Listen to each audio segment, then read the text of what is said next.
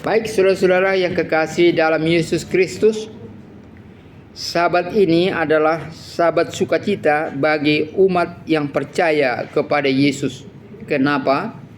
Karena ketika kita percaya kepada Yesus dan mengikuti kebiasaan Yesus, kita sudah benar menjadi umat Tuhan ataupun menjadi murid Yesus. Kenapa? Karena Lukas 4 ayat 16 mengatakan, menurut kebiasaannya Yesus datang ke rumah ibadah dan dia berdiri dan mengangkat Alkitab serta membaca Alkitab tersebut. Untuk apa? Untuk memberikan kekuatan dan memberikan penjelasan bagaimana semua pendengarnya boleh bersatu dan percaya kepada Tuhan, pencipta alam semesta. Saudara-saudara yang kekasih dalam Yesus Kristus, gereja Masihi Advent hari ke-7 khasnya adalah mereka buat ibadah pada hari ke-7 atau hari Sabat dan sesuai dengan Alkitab. Itulah sebabnya saudaraku yang kekasih dalam Yesus Kristus, pada saat ini kita akan coba membahas siapakah Yesus itu.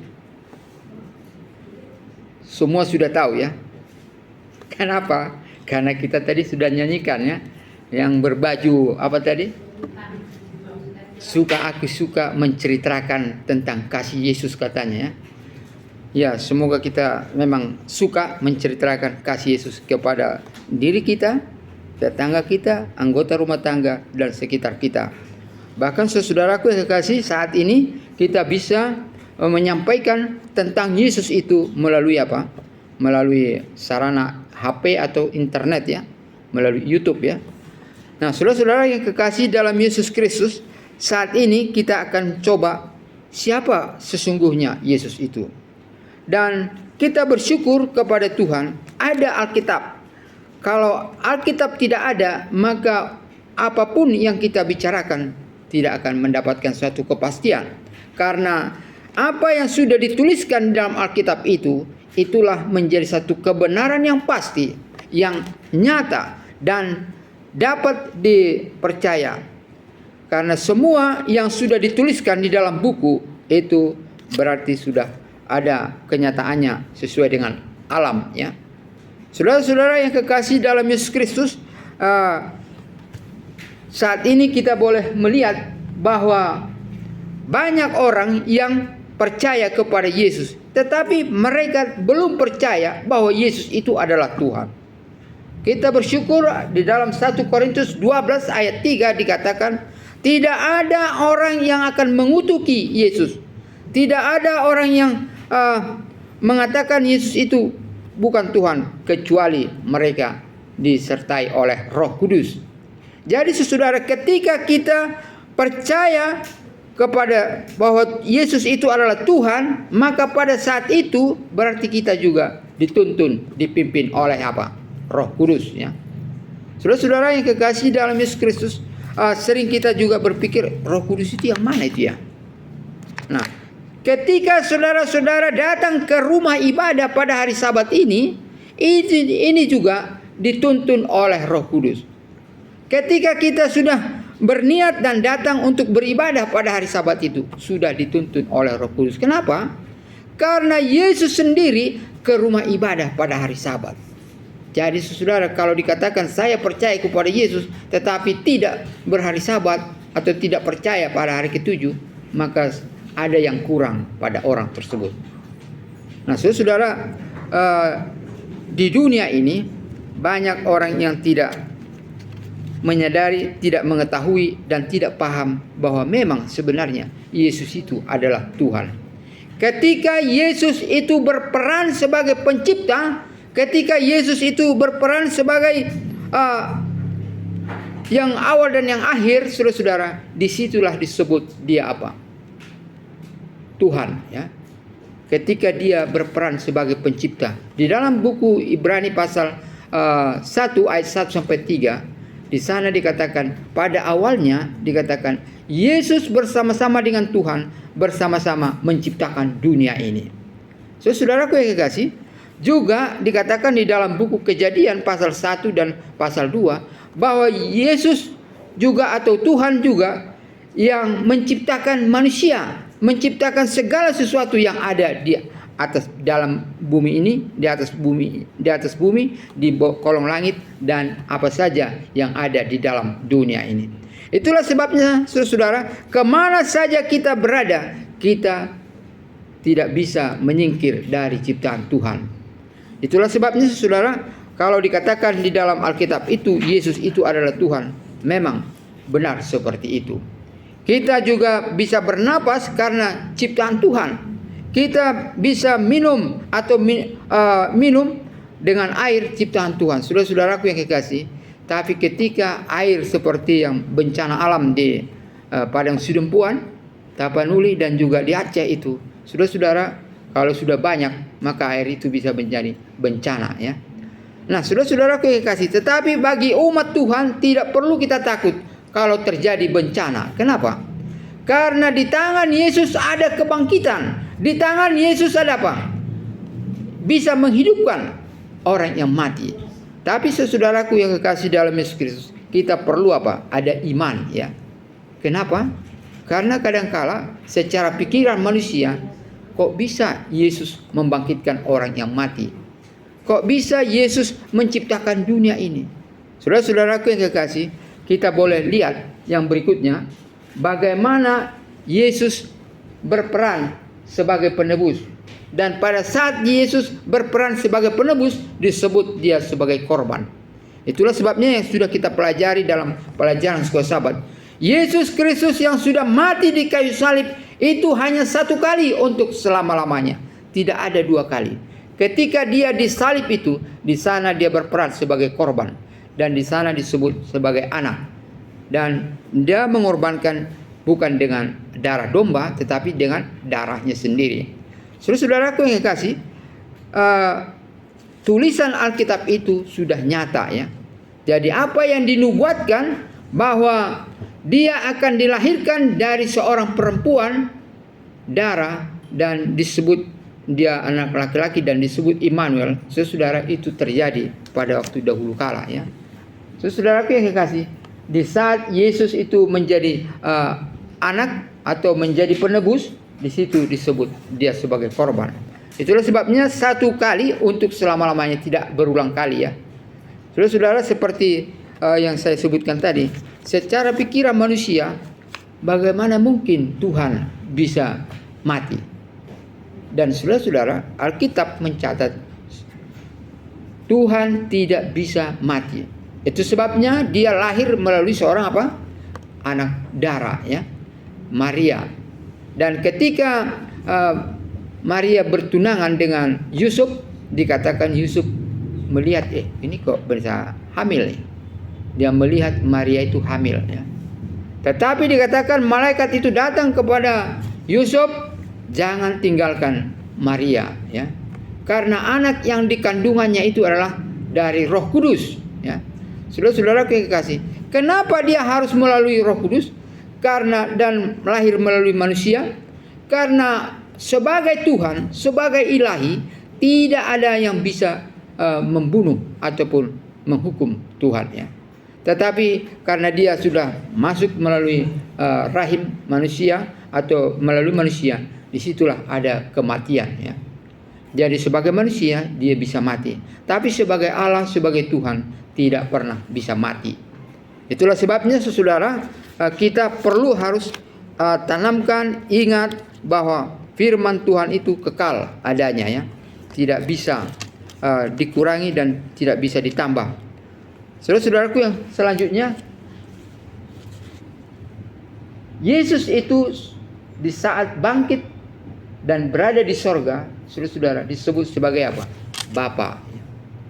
Jadi saudaraku yang kekasih, nama Yesus itu adalah juga dari Allah sendiri, ya. Malaikat itu mengatakan nanti kalau sudah lahir berikan namanya siapa? Yesus, ya. Matius 1 ayat 21. Nah, saudara-saudara yang kekasih dalam Yesus Kristus, itu sebabnya di dalam hati kita harus benar-benar paham Yesus yang mana yang kita percayai. Jadi kalau dia ketika berada di sorga, dia sebagai Bapa, ya. Kemudian selanjutnya, Yesus di saat berperan sebagai penghibur disebut Roh Kudus ya. Jadi saudara, kompleks ya. Sebagai penghibur, kenapa? Karena ketika dia naik ke sorga, aku akan minta kepada Bapa Roh Kudus. Saudara-saudara, di mana Yesus sekarang? Yesus tidak ada lagi di bumi ini. Tetapi dia tinggalkan Roh Kudus di atas bumi ini. Itu sebabnya saudara, ketika orang percaya kepada Yesus, kepada Tuhan, maka Roh Kudus itulah yang akan diterima untuk memimpin dan melakukan segala sesuatu, berkarya di atas muka bumi ini. Mulai kapan? Mulai dari saat dia percaya sampai kepada kedatangan Tuhan yang kedua kali. Dan nanti kita akan ditempatkan di kemana? Ke sorga. Saudara-saudara, sebelum kita ke sorga, kita harus adakan aktivitas, kegiatan. Kegiatan apa itu? Coba kita baca. Ada yang boleh baca? Matius pasal 24 ayat 14. Jadi saudaraku yang kekasih, orang-orang percaya mempunyai kegiatan spesial, khusus. Jadi kita tidak boleh tidur-tidur di atas muka bumi ini. Kita harus tunggu perintah dari Tuhan, apa yang mau kita buat. Ada yang boleh baca? Matius pasal 24 ayat yang ke-14. Ayat 14, dan apabila hal ini kedengaran oleh wali negeri, kami akan berbicara dengan dia. Sorry, itu Dan Injil kerajaan ini akan diberitakan di seluruh dunia, menjadi kesaksian bagi semua bangsa. Sesudah itu barulah tiba kesudahan. ya, Injil kerajaan ini menjadi apa? Kesaksian. Kemana? Ke seluruh dunia. Saudara kekasih, ini kegiatannya ya. Jadi termasuk kita sekarang ini membicarakan akan Injil, itu juga sedang bersaksi. Saudara yang mendengarkan Injil, saudara juga menjadi saksi ya, pendengar akan Injil. Saudaraku yang kekasih, pembicara dengan pendengar sama-sama menjadi saksi kepada semua, kepada di rumah kita, kepada tetangga kita, kepada seluruh dunia. Bila mana kita tayangkan di dalam di dalam HP atau kita rekam, maka itu bisa kita tayangkan ke seluruh dunia. Bagi orang-orang yang mau mendengar, mereka juga akan bisa menjadi apa? Menjadi saksi tentang Injil kerajaan Tuhan ya, yang kekal. Saudara-saudara kekasih, banyak orang ragu terhadap Injil ya. Karena Injil itu sebenarnya adalah kehidupan Yesus Kristus, atau kabar baik tentang bagaimana Allah menjemput manusia yang sudah jatuh ke dalam dosa dengan mengutus anaknya yang tunggal, supaya barang siapa yang percaya kepadanya tidak binasa, melainkan beroleh apa? Hidup yang kekal. Jadi saudara yang kasih, ketika saudara percaya kepada Yesus, pada saat itu saudara dijamin akan diselamatkan oleh Yesus sendiri. Kenapa? Karena Yesus adalah Tuhan. Kenapa? Karena Yesus adalah korbannya yang sudah menyelamatkan manusia dari dosa. Karena Yesus adalah apa? Sebagai Bapa, sekarang dia sudah berada di sorga. Saudara-saudara yang kekasih, pastikan di dalam diri Anda sendiri, jangan sampai ragu ya. Kenapa? Kita harus pastikan, karena kalau kita tidak pastikan, maka kita akan kehilangan harta kita itu ya. Yesus adalah harta kita yang sejati. Selanjutnya, di saat ditelusuri asal mulanya Yesus, maka disebut dia adalah sebagai apa? Firman. Di mana itu tertulis? Yohanes pasal 1 ayat 1 dan 2. Boleh Bapak Lumi untuk baca dulu. Pasal 1 ayat 1 dan 2. Pada mulanya adalah firman. Firman itu bersama-sama dengan Allah, dan firman itu adalah Allah. Ayat 2, ia pada mulanya bersama-sama dengan Allah. Baik, terima kasih. Pada mulanya adalah firman. Lalu saudara ayat 14 boleh dibaca. Apa yang dikatakan sana? Firman itu telah menjadi manusia dan diam di antara kita. Dan kita telah melihat kemuliaannya, yaitu kemuliaan yang diberikan kepadanya sebagai anak tunggal Bapa, penuh kasih karunia dan kebenaran. Ya, saudara-saudaraku, firman itu telah menjadi manusia. Jadi saudara, asal mula daripada Yesus adalah firman. Kalau itu asal mulanya, berarti siapa yang menerima Yesus, dia akan benar-benar menjadi apa? Menjadi murid Yesus, menjadi orang percaya akan diselamatkan oleh Yesus. Dan bila mana beristirahat atau meninggal, maka Yesus juga akan membangkitkan dia. Kenapa? Karena Yesus punya kuasa untuk membangkitkan. Boleh dilanjutkan Pak? Yohanes 11 ayat 25 dan 26. Jadi Yesus itu sungguh-sungguh adalah punya kekhususan, ya, punya kehebatan tersendiri. Jadi hanya sekarang bagi kita yang mendengarkan, apakah kita sungguh-sungguh percaya kepada Yesus? Saya harapkan, saya anjurkan, marilah saudara-saudara sungguh-sungguh dengan segenap hati pegang dan terima Yesus itu adalah apa? Karena Yesus itu adalah pencipta dunia ini, adalah Tuhan. Ya, silakan. 11 ayat 25. Jawab Yesus, akulah kebangkitan dan hidup. Barang siapa percaya kepadaku, dia akan hidup walaupun ia sudah mati. Ya, orang yang percaya, saudara, bukan pendeta yang menghidupkan, bukan gereja Masih Advent hari ke-7 yang menghidupkan, tapi Yesus yang menghidupkan. Ini saudara harus dipastikan masing-masing kita. Jadi kalau kita nanti menganggap gereja Masih Advent hari ke-7 menghidupkan, itu sudah salah ajarannya. Jadi kalau ada di gereja Masih Advent hari ke-7 orang jahat, ya terserah. Itu apa? Karena dikatakan gandum dengan lalang apa? Tumbuh bersama-sama. Jadi jangan kita sibuk kepada orang yang tidak percaya atau pada orang yang jahat. Kita mari sibuk untuk apa? Menginjil. Apa yang boleh saudara buat, lakukan.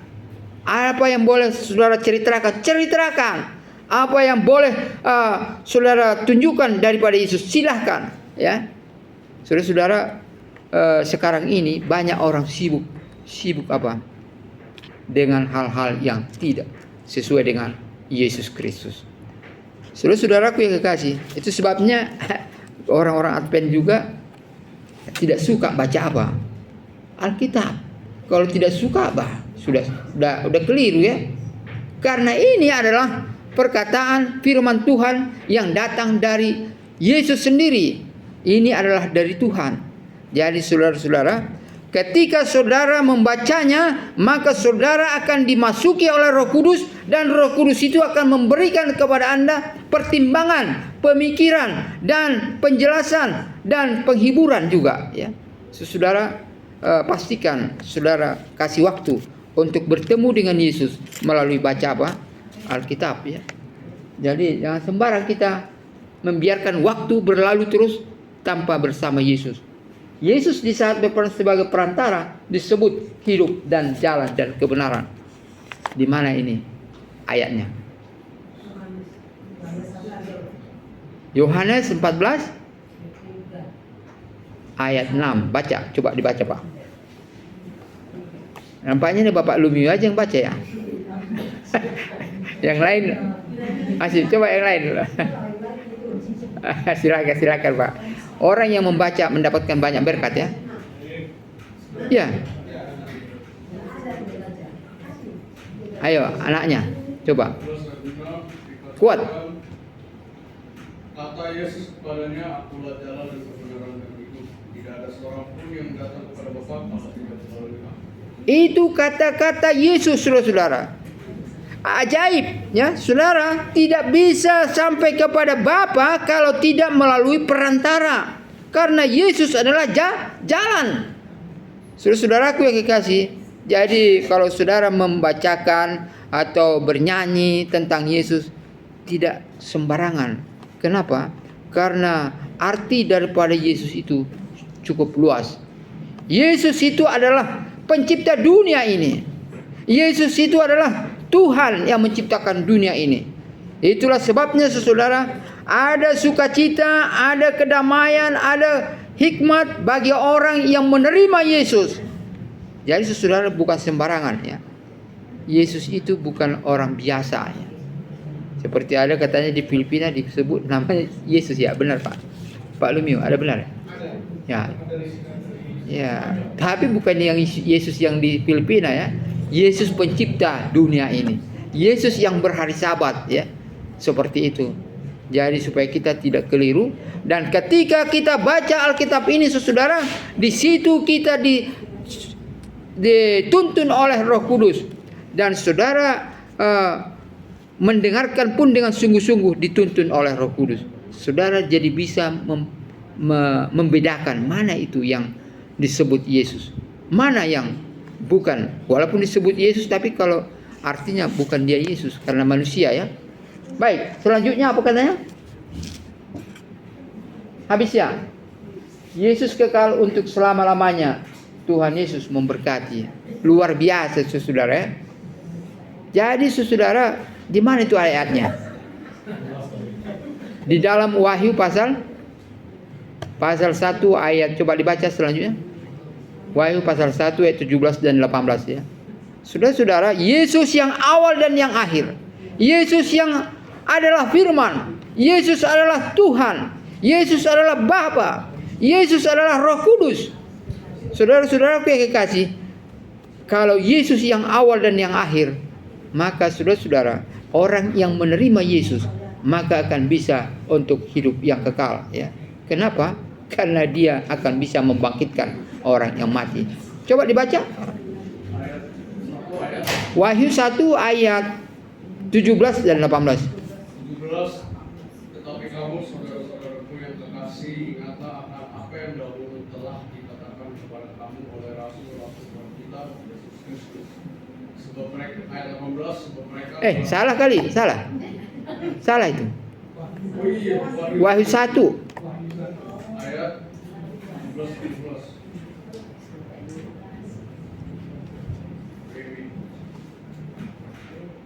Ketika aku melihat dia, tersungkurlah aku di depan kakinya sama seperti orang yang mati.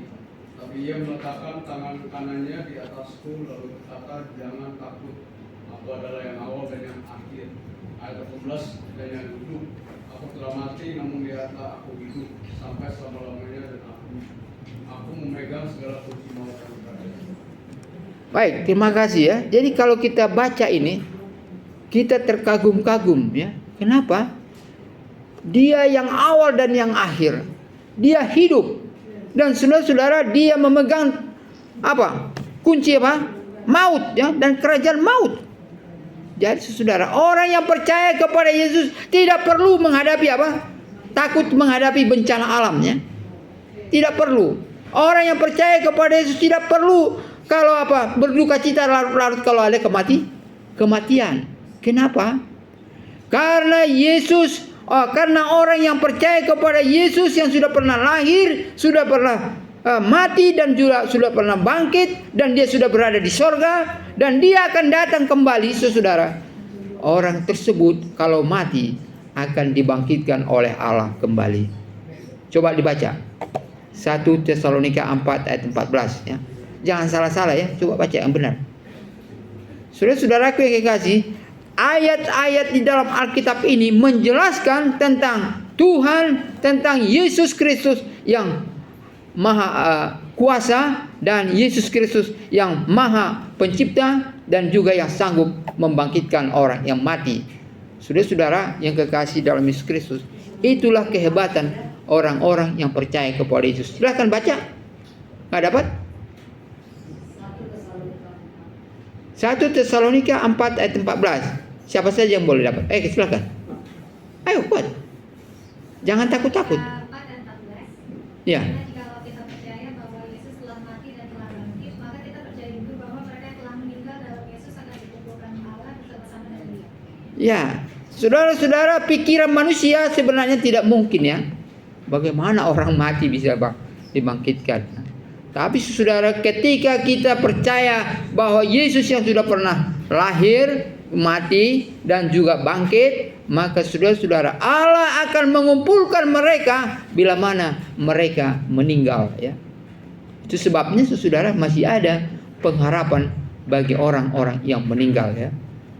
Kalau kita lihat orang meninggal tidak bergerak, tidak bernapas, tidak bisa ngomong, dibakar pun tidak ada pergerakan, saudara-saudara, dan itulah dikatakan Yesus Allah akan mengumpulkan, membangkitkan mereka. Itulah sebabnya marilah kita tetap bersukacita di dalam Yesus, bergembira di dalam Yesus, dan hidup di dalam Yesus, berjalan bersama Yesus, maka kita akan bisa memperoleh apa? Hidup yang kekal. Tuhan Yesus memberkati.